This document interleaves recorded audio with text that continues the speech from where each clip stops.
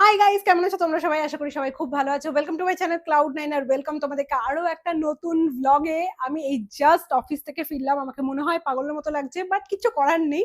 আমি খুশিতে এমনিই পাগল হয়ে গেছি, কারণ আমি যেতে চলেছি বাইক ট্রিপে। ইয়ে।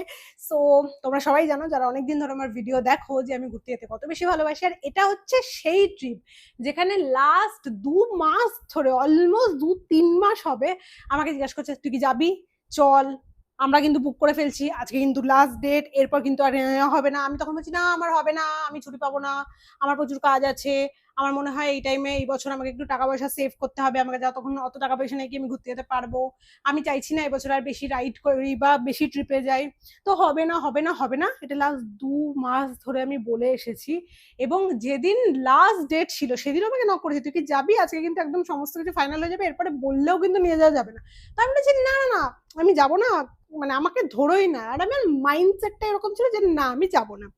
সো তারপরে একটা ঘটনা হয়, এবং আমি জানতে পারি যে আমার কাজ এখনো পেতে 10 দিন মতো টাইম লাগবে, 1 সপ্তাহ 10 দিন মতো, সেটা আমার সিনিয়র আমাকে ইনফর্ম করে।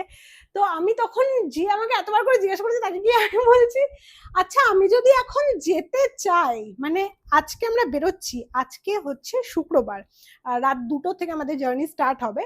আমরা তার 1 ঘন্টা আগে বেরোবো, এখান থেকে কল্যাণী এক্সপ্রেসওয়েতে গিয়ে মিট করব, ওখান থেকে আমাদের রাইড স্টার্ট হবে। তো আজকে, আর আমি বোধহয় লাস্ট শনিবার দিন না শুক্রবার দিন জিজ্ঞাসা করছি যে আমি জাস্ট জানতে চাই যে আমি যদি এখন যেতে চাই তাহলে কি সেটা পসিবল। তো সে শুনে 5 মিনিট আমার জন্য নীরবতা পালন করলো, তারপরে বললো আমার মনে হয় না তুই আর যেতে পারবি, কারণ সিকিম যেতে গেলে অনেক পারমিটস নিতে হয়, সমস্ত কিছু নিতে হয়, তো সেগুলো আমাদের সব কমপ্লিট হয়ে গেছে, ডকুমেন্টেশন সব জমা দেওয়া হয়ে গেছে, আর মনে হয় না হবে, কারণ অনেকজন গ্রুপ যাচ্ছে, কতজন আমি জানি না, আমি গেস করছি রাইডিং গ্রুপ যেহেতু 20-25 জন তো হবেই মিনিমাম। তো তাদের অ্যাকোমোডেশন রয়েছে, ফুড রয়েছে, তো সমস্ত কিছু হয়ে গেছে, তো মোস্ট প্রবাবলি হবে না। তা আমি বললাম আচ্ছা ঠিক আছে। আমাকে আবার কল ব্যাক করলো, বললো তুই কি ছুটি পেতে পারিস? আমি বললাম আমি অলরেডি ছুটির জন্য অ্যাপ্লাই করে দিয়েছি এবং সেটা আমার গ্রান্ট হয়ে গেছে। তো ঠিক আছে, না যেতে পারলে অসুবিধা নেই। আমার মনে মনে তো একটু খারাপ লাগছিল, ইস, সিকিম আমি অনেকবার গেছি, মানে প্রায় 3-4 বারের কাছাকাছি, এটা বোধহয় আমি 5 নম্বর বার কি 4 নম্বর বার হয়তো আমি যাচ্ছি, বাট বাইকে যাওয়ার যে ফিলটা সেটা তো কখনো নিতে পারিনি। প্রত্যেকবারই গাড়ি করে গেছি, টুরিস্টের মতো, রাইডার হিসেবে যাইনি। আমার হাত ব্যথা করছে, প্লাস আমি আজকে মাইক লাগিয়েছি, আমি টেস্ট করছি যে ভালো আসছে কিনা, কারণ আগের মাইকটা খারাপ হয়ে গেছিল, আমার কাছে একটা নতুন মাইক ছিল, সেটা আমার ইউজ করা হতো না, কারণ আমি সামহাও ফোনের সাথে কানেক্ট করতে পারতাম না। আজকে কোনোভাবে করেছি, মনে তো হচ্ছে ক্যামেরাতেই রেকর্ড হচ্ছে, মানে এইখানটাতে রেকর্ড হচ্ছে, জানি না, এখন টেস্ট করবো। সো তারপরে বললো ঠিক আছে দাঁড়া, আমি দেখছি কি করা যায়। না পারে সে, যাই হোক, খোঁজ খবর লাগিয়ে করিয়ে তো বলেছে হ্যাঁ করা যাবে। তো তারপরে বললো ঠিক আছে তুই তাহলে ছুটিটা ক্যান্সেল করিস না, আমাকে বিকেলবেলা, আমি সকালবেলা বলেছি, আমাকে বিকেলবেলা বলছি ছুটিটা ক্যান্সেল করিস না, তুই যেতে পারবি। আর সেই সময় আমার যা আনন্দ হয়েছে আমি তোমাদেরকে ভাষায় প্রকাশ করতে পারবো না। আর সেই আনন্দের চোটে আমি ভাবলাম যে ঠিক আছে, আমার ব্লগিং এর অভ্যাসটা একদম চলে যাচ্ছে, কারণ ডে টু ডে লাইফে আমার খুব বোরিং লাইফ চলে এখন। মানে বোরিং, মানে তোমাদের দেখতে বোরিং লাগবে, আমার নিজের লাইফ বোরিং লাগে না, কারণ আমি সারা সপ্তাহ কাজ করি, তো অফিস যাই, অনেক লোকের সাথে কথাবার্তা হয়, সেটা আমি খুব এনজয় করি। আর উইকেন্ডসে হয় বাড়িতে বসে ঘুমাই, আর নয়তো কোথাও এদিক ওদিক ঘুরতে যাই, খেতে যাই। তো আমার লাইফ ভালোই চলছে, বাট এক জিনিস হয় না, যে যারা ভিউয়ার্স, যারা দেখছে, তাদের হয়তো দেখতে ভালো নাও লাগতে পারে, ওই জন্য আমার ভিডিও করে না, ওইটা চলে যাচ্ছিল, তাহলে চলো চলো চলো চলো ঘুরতে যাচ্ছি। আমার ভিডিও দেখতে অনেকে পছন্দ করে, ঘোরার ভিডিও স্পেশালি, তো তোমাদের সঙ্গে আমি শেয়ার করবো। অনেকক্ষণ বকে নিলাম, এখানে এসি চালিয়েছি, কারণ এসেছি, এত গরম লাগছে, আমাকে পুরো এক্সস্টেড লাগছে। আমি হলাম একটু হাওয়া খেতে খেতে তোমাদের সাথে গল্প করি, আর মাইকের টেস্টিংও হয়ে যাবে। এই হচ্ছে আমার সমস্ত জামা কাপড় যেগুলো আমার সাথে যাবে ট্রিপে, বাট এর মধ্যে থেকেও এখনো 1-2টো জিনিস আমি বাদ দেবো।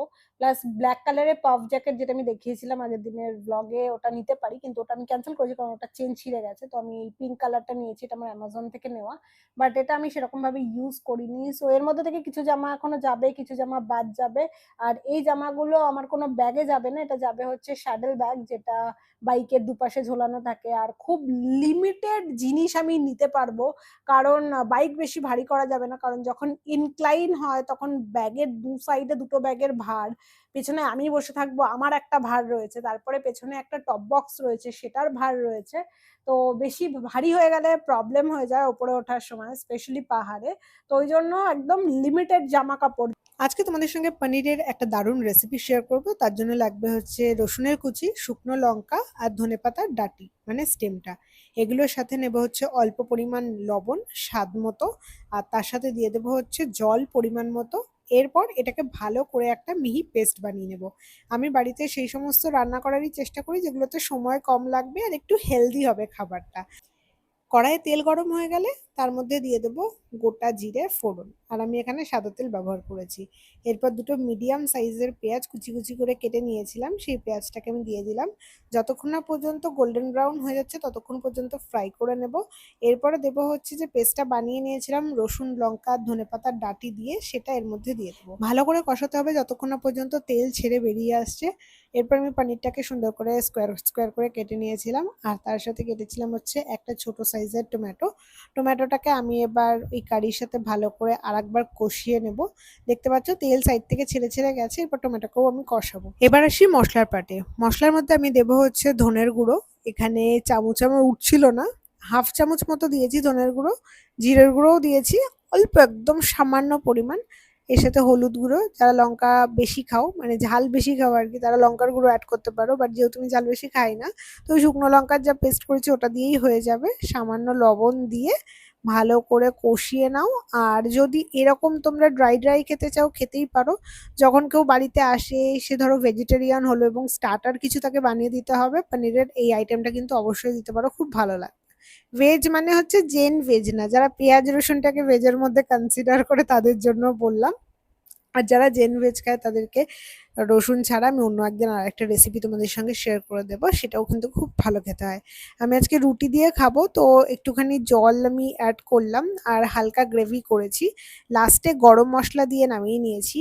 রসুনের এত সুন্দর একটা ফ্লেভার আসে না, তোমাদেরকে কি বলবো, এটা একবার বাড়িতে ট্রাই করো এন্ড দেন আমাকে এসে কমেন্ট সেকশনে জানিয়েছো কি এই রেসিপিটা তোমাদের কিরকম লেগেছে খেতে। আগের দিন আমি যে তরমুজটা এনেছিলাম সেটার এটাই লাস্ট পার্ট, যেটা আমি আজকে খেয়ে শেষ করে দেবো। আর তিন্নি আবার আমার জন্য একটা তরমুজ নিয়ে এসেছিল অনেক বড় গোটা, সেটা আমি রেখে দিয়েছি। এক সপ্তাহ থাকবো না, আশা করি ফ্রিজের মধ্যে ভালোই থাকবে এক সপ্তাহ।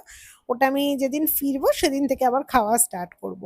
আজকে আমি ডিমের অমলেটও বানিয়ে নিয়েছিলাম একটু, কারণ আমার অমলেট খেতে ইচ্ছা করছিল। জেনারেলি আমি ডিম সেদ্ধ খাই সকালবেলা করে এভরিডে, আর ছুটির দিনে বাড়িতে থাকলে পোচ খাই, তোমরা সেটা দেখোই ভিডিওতে। বাট আজকে একটু ডিমের অমলেট পেঁয়াজ দিয়ে খেতে ইচ্ছা করছিল, তো সেটাও বানিয়ে নিয়েছি। এবং তারপরে আমি চট জলদি এখানে ড্রেস শর্ট করে নিলাম কি কি নিয়ে যাব না নিয়ে যাব, কারণ বের তো অনেক কিছুই করে রেখেছিলাম, তারপরে ভেবেচিন্তে নিতে হলো যে না এটা দরকার নেই, বা এই সোয়েটারটা নিলে হয়তো ভারী হয়ে যাবে। যেরকম ওই পিঙ্ক কালারের পাফ জ্যাকেটটা আমি নিইনি, এর বদলে আমি আরেকটা সোয়েটার নিয়েছি। আশা করি থার্মাল উইন্ডচিটার আর সোয়েটার দিয়ে আমার ঠান্ডা মিটে যাবে। আর এই হচ্ছে আজকে আমার রাত্রের ডিনার, সেটা হচ্ছে রুটি। পনিরটা দেখেছো কি টেম্পটিং হয়েছে দেখতে। তার সাথে ছিল হচ্ছে থেচা, দই আর ডিমের অমলেট। যাক, এরপর আমি বেরোবো হচ্ছে আমার ট্যুরের জন্য। Thank you so much for watching, bye, I love you all, see you soon, tata.